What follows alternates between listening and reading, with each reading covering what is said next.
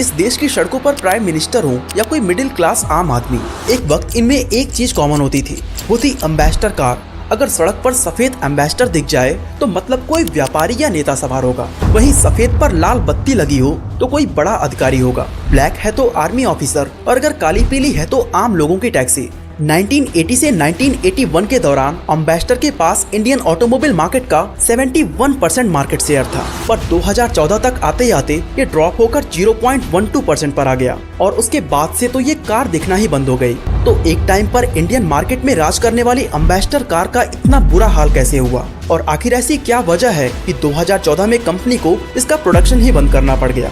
आइए डिटेल में जानने की कोशिश करते हैं। दोस्तों, 1800 के दौरान दुनिया के कई देशों में कार्स का ट्रेंड बहुत ही तेजी से बढ़ रहा था, जबकि इंडिया इस ट्रेंड से कोसों दूर था। फिर आया 1892, जब पटियाला के महाराजा और पंजाब के फॉर्मर सीएम अमरिंदर सिंह के दादाजी भूपेंद्र सिंह ने पहली कार को इम्पोर्ट कराया, जो कि फ्रेंच मेड डी डियोन बाउटन थी। इस तरह पहली बार इंडियंस ने कार नाम की चीज को सड़कों पर दौड़ते देखा, जो एहसास दिलाता था कि दुनिया कितना आगे बढ़ चुकी है। इसके बाद आया साल 1897, जब फॉस्टर नाम का एक अंग्रेज जो क्रॉम्पटन ग्रीव्स कंपनी का बॉस हुआ करता था, उसने भी एक दूसरी कार को इंपोर्ट कराई। और इसके अगले साल यानी 1898 में जमशेदजी टाटा कार खरीदने वाले पहले भारतीय बिजनेसमैन बने। इसके बाद धीरे धीरे कई और राज परिवारों और बड़े बिजनेसमैन का नंबर आता गया, लेकिन उस वक्त कार सिर्फ राजा महाराजा या बड़े व्यापारियों के दरवाजों की ही शान हुआ करती थी। बाकी के लोग ट्रांसपोर्टेशन के लिए ट्रेन, बैल या घोड़ा गाड़ी जैसे साधनों पर ही डिपेंडेंट थे। 1926 में फोर्ड ने इंडिया में अपनी सब्सिडरी कंपनी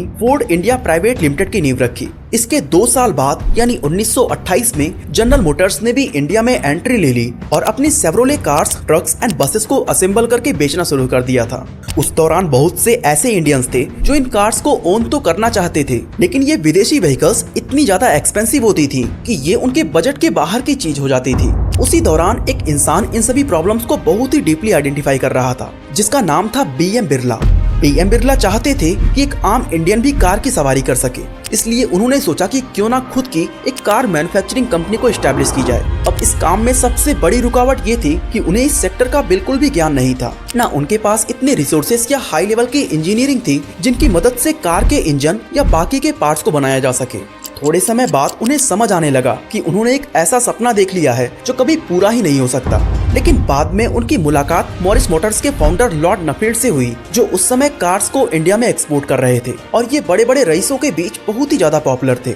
उनसे मुलाकात के बाद बीएम बिरला को समझ आया कि इनके जरिए वो अपने सपनों की उड़ान भर सकते हैं, इसलिए उन्होंने मॉरिस मोटर्स के साथ एक ज्वाइंट वेंचर का प्रस्ताव रखा, जिसे लॉर्ड नफील्ड ने एक्सेप्ट कर लिया। और इस तरह से आजादी के 5 साल पहले यानी 1942 में इंडिया की पहली car manufacturing company Hindustan Motors limited की नींव रखी गई। गुजरात के ओखा पोर्ट के करीब एक छोटा सा असेंबली प्लांट खोला गया, जहां से इन विदेशी कार्स को असेंबल करके बेचा जाने लगा। बस यही वो कदम था जिसने देश में ऑटोमोबाइल सेक्टर की नींव रखी थी। लेकिन बीएम बिरला का सपना सिर्फ दूसरी कंपनीज की कार को असेंबल करना नहीं था, बल्कि वो सभी इंडियंस को एक अफोर्डेबल ऑप्शन भी देना चाहते थे। मगर ऑटो सेक्टर का एक्सपीरियंस ना होने की वजह से इस ख्वाब को पूरा करना आसान नहीं था। ऊपर से 1945 में महिंद्रा एंड महिंद्रा की भी नींव रखी जा चुकी थी। साथ ही इसी साल जेआरडी टाटा ने भी टाटा मोटर्स की स्थापना की, जो कि हिंदुस्तान मोटर्स लिमिटेड के लिए एक कॉम्पिटिटर की तरह थे। लेकिन फिर भी इन्होंने अपने सपने को पूरा करने की कोशिश जारी रखी। 1948 में इन्होंने अपनी मैन्युफैक्चरिंग फैसिलिटीज को वेस्ट बंगाल के उत्तर पारा में शिफ्ट कर दिया, जहां 1948 में ही इन्होंने अपनी पहली कार बनाई, जिसका नाम था हिंदुस्तान 10। इस कार में 10 हॉर्स पावर की कैपेसिटी थी और इसीलिए इसका नाम भी 10 दिया गया था। एक्चुअली ये ब्रिटिश कार मॉडल मॉरिस 10 पर बेस्ड थी, जो उस समय यूके में बहुत ज्यादा फेमस हुआ करती थी। और यहीं से हिंदुस्तान मोटर्स की इंडियन मार्केट में कार मैन्युफैक्चरिंग करने की जर्नी शुरू हुई। हिंदुस्तान 10 के बाद इस कंपनी ने हिंदुस्तान 14 को इंट्रोड्यूस किया, जो मॉरिस ऑक्सफोर्ड एमओ से इंस्पायर्ड थी। ये कार मार्केट में काफी पॉपुलर हुई। उस समय हिंदुस्तान 10 एंड हिंदुस्तान 14 को एक लग्जरी कार माना जाने लगा था, जिसे राजा महाराजा, व्यापारी या अंग्रेजों के द्वारा यूज किया जा रहा था। इसके बाद इस कंपनी ने बेबी हिंदुस्तान को लॉन्च किया, जो अगेन मॉरिस माइनर पर बेस्ड थी। लेकिन बाकी कार्स की तरह स्पेशियस ना होने की वजह से लोगों ने इसे कुछ खास पसंद नहीं किया। इस वजह से ये कंपनी इसको रीडिजाइन करने की कोशिश में लग गई। हालांकि इन सभी कोशिशों का कोई खास फायदा नहीं हुआ। अब बेबी हिंदुस्तान भले ही मार्केट में फेल हो चुकी थी, मगर इनके दूसरे बेहतरीन कार्स की वजह से इंडियन ऑटोमोबाइल मार्केट में हिंदुस्तान मोटर्स का एक स्ट्रॉन्ग प्रेजेंस बन चुका था।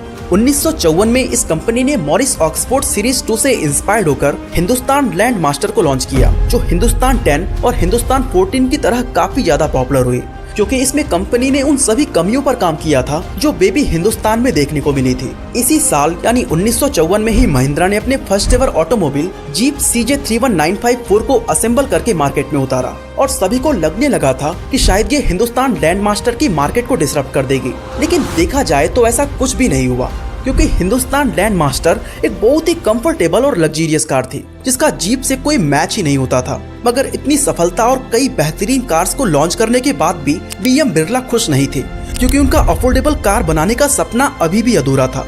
अब तक उन्होंने जिन जिन कार्स को मार्केट में उतारा था, रिसोर्सेस ना होने की वजह से उनके बहुत सारे पार्ट्स को बाहर के देशों से इंपोर्ट कराना पड़ रहा था। इसलिए ना चाहते हुए भी इन कार्स का प्राइस बहुत ज्यादा बढ़ जाता था, जो आम आदमी के पहुंच से कोसों दूर था। इसलिए वो जल्द से जल्द एक ऐसी कार को प्रोड्यूस करना चाहते थे जिसकी हर कोई सवारी कर सके। इसलिए हिंदुस्तान लैंड मास्टर को लॉन्च करने के 3 साल बाद हिंदुस्तान मोटर्स ने एक ऐसे कार मॉडल को लॉन्च किया जिसने उनके सपने को तो पूरा किया ही, साथ ही ये कार अगले 5 दशक तक इंडियन रोड्स पर राज करती रही। इस कार का नाम था हिंदुस्तान एम्बेसडर, जिससे ना जाने कितने भारतीयों के इमोशंस जुड़ी हुई हैं। इसे पहली बार साल 1957 में इंट्रोड्यूस किया गया था, जो बाद में मार्क 1 के नाम से जानी जाने लगी। ये कार मॉरिस ऑक्सफोर्ड सीरीज 3 पर बेस्ड थी और हिंदुस्तान लैंड मास्टर का एक अपडेटेड वर्जन थी। सबसे कमाल की बात ये थी कि एम्बेसडर उस वक्त इंडिया की पहली डीजल कार बनी थी और ये एक मात्र ऐसी कार थी जिसका फुल प्रोडक्शन इंडिया में ही किया जा रहा था। इस कार के लॉन्च होते ही इंडियन ऑटोमोबाइल मार्केट में तहलका मच गया, क्योंकि एक तो इसे काफी स्पेसियस बनाया गया था, साथ ही इसका प्राइस मात्र 14,000 रुपए था। इसके बाद इस कंपनी ने जनवरी 1962 में एम्बेसडर के सेकंड मॉडल मार्क 2 को लॉन्च किया, जिसमें मार्क 1 के मुकाबले टेल लैंप, ब्रेक लैंप और इंटीरियर में थोड़े बहुत चेंजेस किए थे। इस सफलता को देखते हुए 1975 में इस कंपनी ने मार्क 3 को लॉन्च किया, जिसे स्पेशली मॉडर्न फील देने के लिए डिजाइन किया गया था। फिर साल 1979 में हिंदुस्तान मोटर्स ने मार्क 4 को मार्केट में उतारा, जो शुरुआत में सिर्फ गवर्नमेंट यूजेस या टैक्सी के लिए ही अवेलेबल थी, क्योंकि उस समय गवर्नमेंट ने डीजल ऑटोमोबाइल्स की प्राइवेट ओनरशिप को बैन कर दिया था। इसके बाद 1990 में एम्बेसडर नोवा और 1992 में एम्बेसडर 1800 क्लासिक को इंट्रोड्यूस किया गया। उस दौरान एम्बेसडर को इतना ज्यादा पसंद किया गया कि बड़े बड़े पॉलिटिशियंस और बिजनेसमैन से लेकर मिडिल क्लास लोगों के बीच ये सबसे ज्यादा बिकने वाली कार बन गई थी, क्योंकि अफोर्डेबल होने के साथ साथ ये इंडिया की टूटी फूटी सड़कों पर भी स्मूथ चला करती थी। प्रीमियम डिजाइन की वजह से बड़े बड़े रईस भी इसकी सवारी को अपनी शान समझा करते थे। इस सब के अलावा एक और चीज जिसने इस कार की सेल को बूस्ट किया वो था इजी मेंटेनेंस, क्योंकि अगर इसमें कोई छोटी मोटी खराबी आ जाती तो कोई भी बेसिक नॉलेज वाला मैकेनिक इसे आसानी से ठीक कर सकता था। इस वजह से प्रीमियर मोटर या स्टैंडर्ड मोटर जैसी कंपनीज के लाख एफर्ट्स के बावजूद एम्बेसडर की पॉपुलैरिटी में कोई कमी नहीं आ सकी। एम्बेसडर इतना वाइडली यूज किया जाने लगा कि 1980 से 81 के दौरान इसने 71% मार्केट शेयर पर कब्जा कर लिया था और ये इंडियन रोड का किंग कहा जाने लगा था। अब दोस्तों, आप सोच रहे होंगे कि आखिर ये सब पॉसिबल हुआ कैसे? क्या हिंदुस्तान मोटर्स की कार बाकी के ब्रांड से वाकई इतनी अच्छी थी?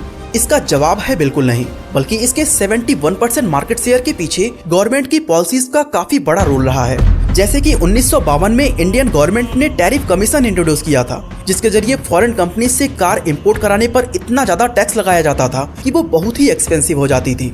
साथ ही सरकार ने उन सभी कंपनीज को इंडिया में अपने ऑपरेशंस रोकने के लिए कह दिया था, जो यहाँ पर सिर्फ अपनी कार्स को असेंबल किया कर रही थी। इससे लोकल बिजनेसेस को तो फायदा मिला ही, साथ ही फोर्ड और जनरल मोटर्स को इंडिया छोड़कर जाना पड़ा, जिस वजह से हिंदुस्तान मोटर्स को फॉरेन कंपनीज से स्ट्रॉन्ग कंपटीशन नहीं मिल सका और इस तरह से इसे फ्री में ही एक बहुत ही बड़ा कस्टमर बेस मिल गया। लेकिन जब 1957 में एम्बेसडर को इंट्रोड्यूस किया गया तो ये मार्केट में बहुत ही ड्रामेटिक चेंज लेकर आई। इस कार के सफल होने के पीछे कई सारे फैक्टर्स हैं, जिसमें पहला है प्राइस। तो जैसा कि हमने पहले ही बताया कि फॉरेन कार्स पर सरकार बहुत ज्यादा टैक्स लगाती थी, इसलिए हर कोई उन्हें अफोर्ड नहीं कर सकता था। ऐसे में जब हिंदुस्तान मोटर्स ने मात्र 14,000 रुपए में अपनी कार को लॉन्च की तो बहुत से लोगों को लगने लगा कि वो भी रईसों की तरह अपनी कार की मालिक बन सकते हैं। इसके अलावा एम्बेसडर का डिजाइन विदेशी एक्सपेंसिव कार से काफी सिमिलर था, इसलिए ये लग्जरी वाइब्स देती थी। इन सब से हटकर इस कार को नेताओं की वजह से एक अलग लेवल की पहचान बनी, क्योंकि चाहे एमपी हो या एमएलए, सीएम हो या पीएम, हर कोई एम्बेसडर का ही यूज किया करता था।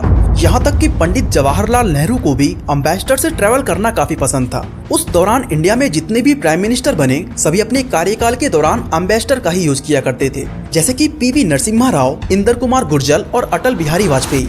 इसलिए एम्बेसडर की बिकी हुई टोटल कार्स में लगभग 16% कार्स तो अकेले ही गवर्नमेंट ऑफिशियल्स के पास थी। लेकिन चलो मान लेते हैं कि हैवी टैक्सेस की वजह से यहाँ फॉरेन कंपनीज को ज्यादा पॉपुलैरिटी नहीं मिल पा रही थी। लेकिन ये भी एक बड़ा सवाल बनता है कि उस दौरान टाटा और महिंद्रा क्या कर रहे थे। क्या वजह थी कि वो हिंदुस्तान मोटर्स से कॉम्पीट नहीं कर पाए? तो इसका पहला रीजन था कि जिस समय हिंदुस्तान मोटर्स अपनी कार्स को प्रोड्यूस कर रहा था, उस समय ये दोनों ही कंपनीज ट्रक्स और जीप्स बनाने में लगी हुई थी। वहीं जब गवर्नमेंट ने इंडिया की ऑटोमोटिव इंडस्ट्री को मजबूत बनाने के लिए टैरिफ कमीशन को इंट्रोड्यूस किया, तो उसमें कई ऐसी पॉलिसीज भी थी जिसने खुद इंडियन कंपनीज की ग्रोथ को रोक दिया था, क्योंकि यहाँ पर किसी भी तरह के बिजनेस को चलाने के लिए हजारों तरह के लाइसेंस लेने पड़ते थे, जिसे गवर्नमेंट का अलग अलग डिपार्टमेंट इशू करता था। और उस दौरान करप्शन इतना ज्यादा था कि सिर्फ एक डिपार्टमेंट से ही लाइसेंस लेने में सालों बीत जाते थे। लेकिन नेहरू गवर्नमेंट के साथ अच्छे संबंध होने की वजह से हिंदुस्तान मोटर्स को इस तरह की दिक्कतों का सामना नहीं करना पड़ा और बिना किसी रुकावट के ये कंपनी लगातार अपने मार्केट शेयर्स को एक्सपैंड करती चली गई। अब सवाल है कि 1980 के बाद ऐसा क्या हुआ कि एम्बेसडर की पॉपुलैरिटी कम होने लगी और कंपनी को अपना प्रोडक्शन हमेशा के लिए बंद करना पड़ा। दोस्तों 1980s के दौरान इंडियन मार्केट को सेमी ओपन कर दिया गया था, जिसके बाद मारुति सुजुकी ने गवर्नमेंट के साथ पार्टनरशिप करके इंडिया के अंदर अपने ऑपरेशन शुरू कर दिए। 14 दिसंबर 1983 के दिन इस कंपनी ने मारुति 800 को लॉन्च किया, जिसका दिल्ली के अंदर प्राइस था मात्र 52,500 रुपए। वहीं एम्बेसडर का प्राइस तब तक 70,000 रुपए के आसपास पहुंच चुका था। ऐसे में एम्बेसडर कार अब लोगों के लिए सबसे अफोर्डेबल ऑप्शन नहीं बची थी। साथ ही जब मारुति ने मारुति 800 को लॉन्च किया था, तो ये इंस्टेंट हिट साबित हुई और लोगों के बीच इसे खूब ज्यादा सराहा गया। जब मार्केट में मौजूद प्रीमियर पद्मिनी, एम्बेसडर या बाकी कार्स के प्राइस बढ़ते जा रहे थे और इनके कस्टमर सिर्फ अमीर लोग ही हुआ करते थे, ऐसे सिनारियो में मारुति सुजुकी ने मिडिल क्लास को टारगेट करने की सोची। इसका असर ये हुआ कि 1980 में जहां केवल 30 से 40 हजार कारें ही बिक पा रही थी, 1987 में ये नंबर बढ़कर 1,50,000 यूनिट्स हो गए। लॉन्च से पहले ही मारुति 800 का इतना बड़ा हाइप क्रिएट हो चुका था कि जब 9 अप्रैल 1983 को मारुति ने बुकिंग्स ओपन की, तो 1.2 लाख लोगों ने 10-10 हजार रुपए का एडवांस पेमेंट देकर प्री बुकिंग करा ली थी। दोस्तों आज की बात करें तो मारुति सुजुकी का शेयर प्राइस 7,260% से बढ़ चुका है। तो अगर आप भी इंडियन स्टॉक मार्केट में इन्वेस्ट करना चाहते हैं, तो डिस्क्रिप्शन में दिए गए मेरे लिंक से आप फ्री में डीमैट अकाउंट को ओपन कर सकते हैं। अब मारुति 800 से मिलने वाले कंपटीशन की वजह से हिंदुस्तान मोटर्स ने एक बड़ा फैसला लिया और आइसुजू के साथ एक ज्वाइंट वेंचर की शुरुआत की, जिसके बाद 1984 में इसने हिंदुस्तान कॉन्टेसा नाम की कार को लॉन्च किया। इस कार में मॉडर्न लुक के साथ साथ कई बेहतरीन फीचर्स भी दिए गए थे, लेकिन इसकी सबसे बड़ी प्रॉब्लम थी प्राइसिंग। इस कार का इनिशियल प्राइस 1,10,000 रुपए था, जिसमें मारुति की 2 कारें आ सकती थी। लेकिन फिर भी ये कार प्रीमियम कैटेगरी में काफी पॉपुलर रही और हिंदुस्तान मोटर्स की गिरती हुई रेपुटेशंस को इसने काफी हद तक संभाल लिया था। 1990 तक इस कंपनी के हालात ठीक ठाक थे, पर जैसे ही 1991 की शुरुआत हुई, मानो लगभग हर इंडियन कंपनीज अपने बुरे दौर से गुजरने लगी, क्योंकि 1991 में इंडिया के अंदर इकोनॉमिक लिबरलाइजेशन की शुरुआत कर दी गई थी, जिसकी वजह से विदेशी कंपनीज को इंडियन मार्केट में एंटर करने का मौका मिल गया था। और इसी मौके का फायदा उठाकर Hyundai, फोर्ड और टोयोटा जैसे ब्रांड्स ने पैर जमाना शुरू कर दिया था। उनकी बेहतरीन एंड मोर इनोवेटिव कार्स की वजह से एम्बेसडर की डिमांड काफी कम होने लगी। वैसे डिमांड कम होने के पीछे एक और रीजन ये भी था कि लंबे समय तक एम्बेसडर ने मार्केट में अपनी मोनोपोली क्रिएट की हुई थी, जिसके चलते उसे लगने लगा था कि मार्केट हमेशा ऐसे ही रन करेगी। इसलिए इनोवेशंस के नाम पर उसने कुछ भी मेजर चेंजेस नहीं किए और दशकों तक ये कंपनी एक ही तर्ज पर गाड़ियां उतारती चली गई। लेकिन अब लोगों की पसंद बदल चुकी थी। पहले वो कार को सिर्फ आने जाने के लिए एक साधन के रूप में देखा करते थे, पर बदलते वक्त के साथ अब कार्स फैशन और स्टेटस का सिंबल बन चुकी थी। लोगों के लिए अब look, speed, mileage, modern features और डिजाइन भी मैटर करने लगा था, जिसका नेगेटिव इम्पैक्ट एम्बेसडर की सेल पर पड़ा। साल 1994 में हिंदुस्तान मोटर्स ने बढ़ते कंपटीशन से ऊपर उठने के लिए एक बहुत ही स्मार्ट मूव चला और जनरल मोटर्स के साथ 50-50 ज्वाइंट वेंचर को साइन कर लिया। इसके अंडर ओपेल सीरीज की कार्स को लॉन्च किया गया, लेकिन इस 5 सीटर कार में इतना स्पेस ही नहीं था कि 5 लोग आराम से बैठ सके। साथ ही इसके ऑपरेशनल प्रॉब्लम्स की वजह से इस कार को कोई खास पहचान नहीं मिल सकी, जिस वजह से 1995 से लेकर 2005 तक ओपेल की मात्र 68,142 यूनिट्स ही बिक पाई थी। इसके अलावा 1998 में हिंदुस्तान मोटर्स ने मित्सुबिशी के साथ भी ज्वाइंट वेंचर किया था, जिसके अंडर में इसने लैंसर, आउटलैंडर और पजेरो जैसी कई बेहतरीन कार्स को मार्केट में उतारी। ये शुरुआत में काफी पॉपुलर भी हुई, लेकिन 2010 तक आते आते इनकी भी डिमांड में कमी आने लगी।